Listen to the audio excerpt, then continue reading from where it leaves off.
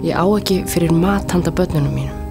Ég get ekki keypt handa þeim hlý föt fyrir veturinn. Þau ganga í of litlum og jafnvel rifnum og skítugum fötum dag eftir dag. Þunnum sumarjakka og stregaskóm í snjónum. Mörg börn fá aldrei hollt eða gott fæði heima fyrir. Það einfaldlega of dýrt. Þau komast ekki til tannlæknis. Fá ekki lyfin sem þau þurfa. Af því að pabbi og mamma eiga ekki pening. Sum börn hafa það einfaldlega mjög slæmt. Því miður eru þetta ekki setningar úr leikriti, heldur staðreyndir beint upp úr íslenskum veruleika. Fátækt hefur aukist jafnt og þétt undanfarin ár. Nú eru 4500 börn á íslenskum heimilum sem leita reglulega eftir mataraðstoð hjá Fjölskylduhjálp Íslands.